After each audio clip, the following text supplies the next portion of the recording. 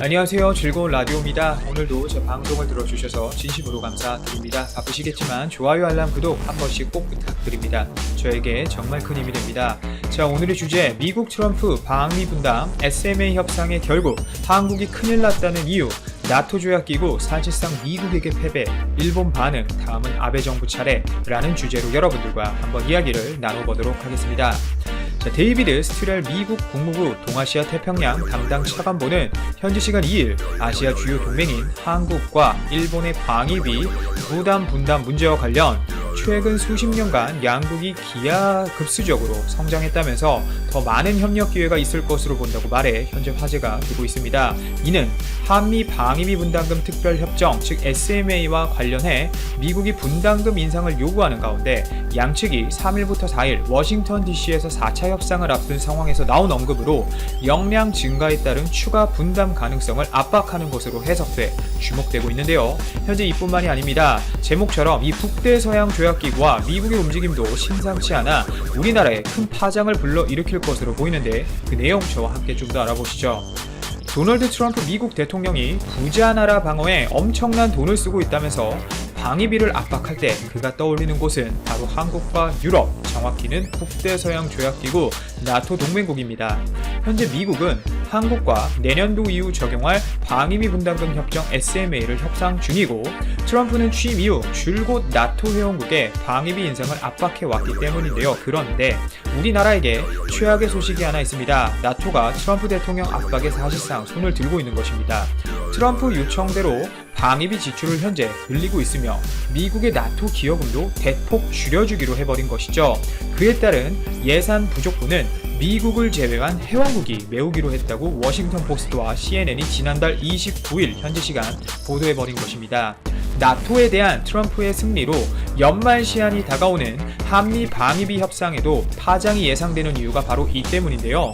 나토가 방위비를 인상하고 미국의 기여금을 줄여준 선례를 미국 협상팀이 우리나라와의 협상에서 들고 나올 수 있기 때문입니다. CNN은 미 국방부와 나토 관료를 인용해 나토 회원국들이 나토 예산에 대한 미국의 기여를 줄여주기로 합의했다고 보도했고 그동안 미국은 나토 예산의 22%에 기여했는데 2021년부터는 동일과 같은 수준인 16%만 내기로 해버린 것이죠. 이렇게 되면 기여금 축소로 미국은 매년 약 1억 5천만 달러, 우리나라 돈으로 약 1768억 원을 절약할 수 있게 되고 당연히 부족분은 미국을 제외한 다른 국가들이 메우게 되는데요. 물론 나토 운영 예산은 연간 25억 달러, 우리나라 돈으로 하나 약 2조 9,500억 원으로 크지 않은 규모입니다. 이는 GDP의 2%를 약속한 국방비 예산과는 별개인데 국방 예산은 올해 1조 달러, 약 1,181조 원 이상으로 추산됩니다. 결국 나토 회원국들의 이런 모습은 트럼프에게 승리를 안겨주기 위한 상징적인 노력이라고 볼 수 있는 것이죠.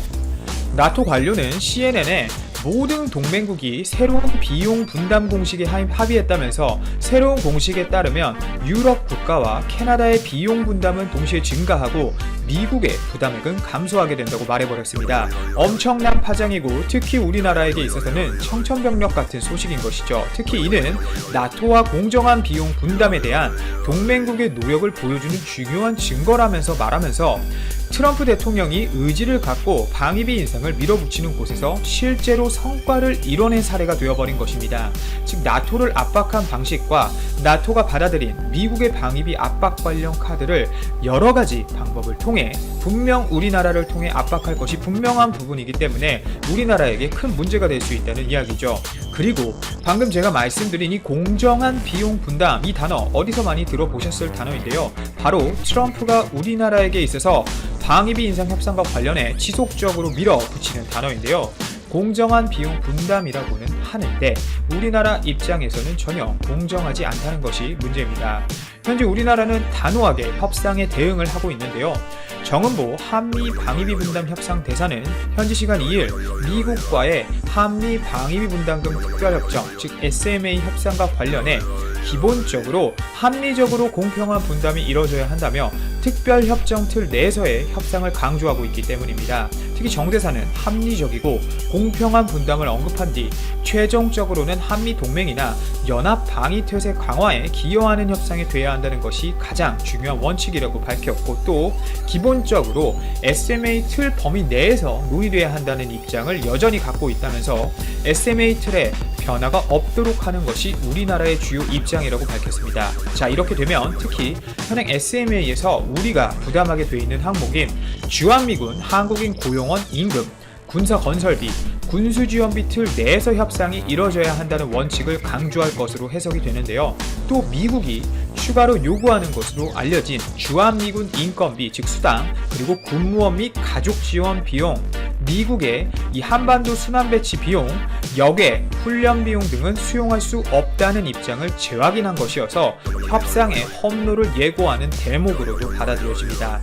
앞서 지난달 18일부터 19일 서울에서 개최된 3차 회의는 드하트 수석 대표가 협상 80여 분 만에 자리를 박차고 나간 뒤 장외에서 한국이 우리 측 요청에 부응하지 못했다며 강한 불만을 표시하는 등 결렬되었는데, 4차 협상은 과연 어떤 방향으로 흘러갈지 주목되는 부분입니다.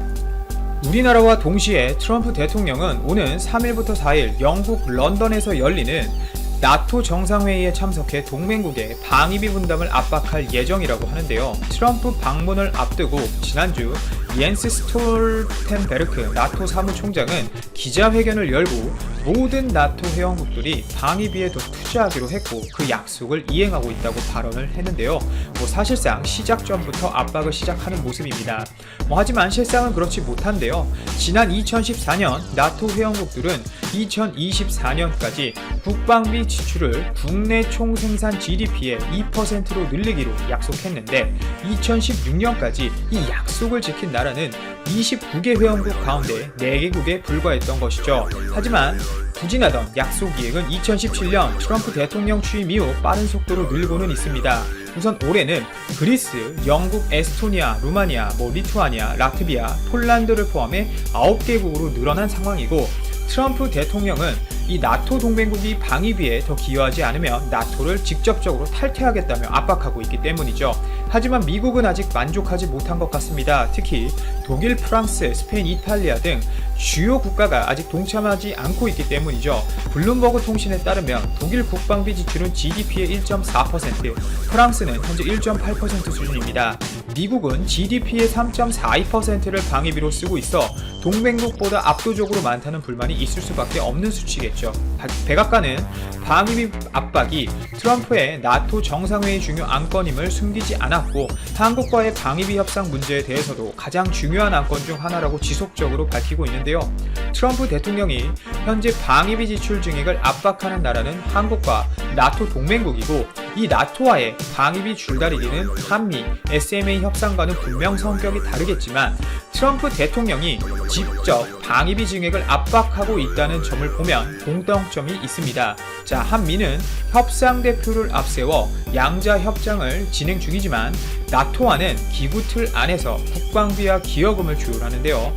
내년 초 일본과 방위비 협상을 시작할 예정이지만 일단 현재는 트럼프 관점에서 한국과 나토 동맹국이 미국인 세금으로 방위비를 대주는 곳들인데, 또 트럼프는 지난주 플로리다주 선라이즈 유세장에서 전임 대통령들은 우리 군을 엄청나게 부유한 나라들을 방어하는 데 썼다. 여러분 돈으로 복지국가들의 보조금을 지급한 것이라고 말하고, 나라 이름을 직접 거론하지는 않았지만 현재 방위비 증액을 압박하는 나라는 한국과 나토이기 때문에 조옷을 겨냥한 발언으로 받아들여지고 있습니다.